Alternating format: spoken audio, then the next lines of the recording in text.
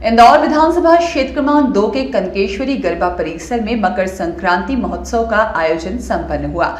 इस दौरान प्रदेश के कैबिनेट मंत्री कैलाश विजयवर्गीय ने मीडिया से विशेष चर्चा की। उन्होंने कहा कि महाकुंभ में 100 से अधिक देशों के लोग आ रहे हैं, यह गर्व की बात है।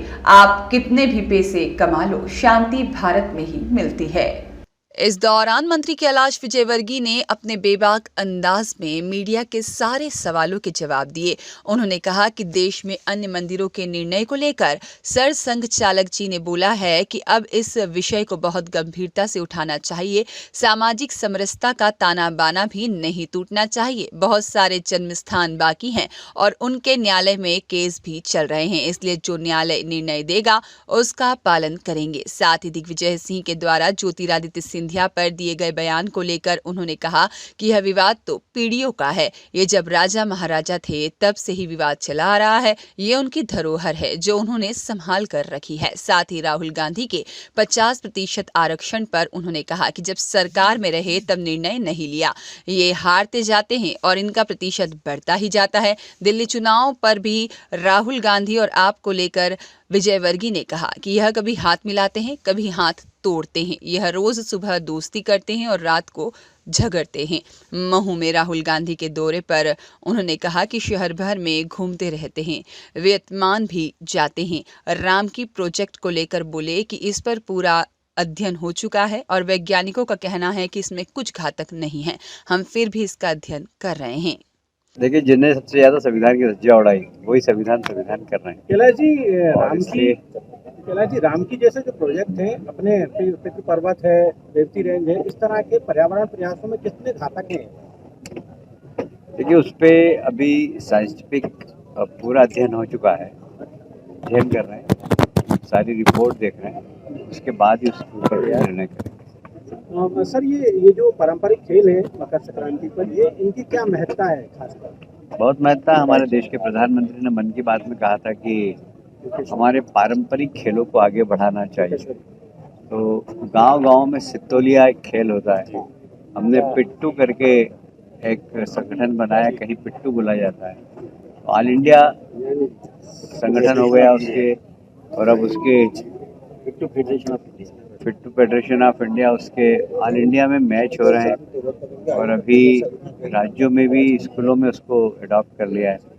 ये परंपरागत खेल जिसमें बहुत ज़्यादा पैसा नहीं लगता है, गरीब भी खेल सकते हैं। ऐसे खेल को बढ़ावा देना चाहिए। तो गुल्ली डंडा, एक डंडा और एक गुल्ली आ गई, उसमें खेलो दिन भर। सितोलिया, एक गेंद ले आओ, और हम तो कपड़े की गेंद लाते थे, हमारे पास वो गेंद की भी खरीदने की ताकत नहीं थी, बनाते थे घर पे ही, बनाते थे कपड़े की गेंद और उससे खेलते थे, सितोलिया और गदामार दोनों।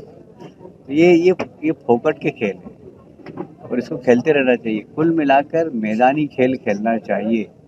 जो मैदानी खेल खेलते हैं उनके जीवन के अंदर निराशा नहीं होती है, क्योंकि रोज हारते हैं, रोज जीतते हैं, रोज हारते हैं, रोज जीतते हैं। जो कंप्यूटर पर खेलते हैं ना, उनके जीवन में जल्दी निराशा आ जाती है। और इसलिए बहुत ज़रूरी कि हमारे पारंपरिक खेल ये सब खेलना चाहिए, जिसमें व्यक्ति में शारीरिक और मानसिक रूप से दोनों में मजबूत होता है। कभी ये हाथ मिलाते हैं, कभी ये हाथ तोड़ते हैं एक दूसरे के। कभी इनके संस्कारों में यही है। कभी ममता जी से हाथ मिलाते हैं, फिर ममता जी इनको गाली देती है, फिर ममता जी को गाली देते हैं। कभी अखिलेश यादव से हाथ मिलाते हैं, फिर अखिलेश यादव से हाथ छोड़ते हैं, फिर एक दूसरे को गाली देते हैं।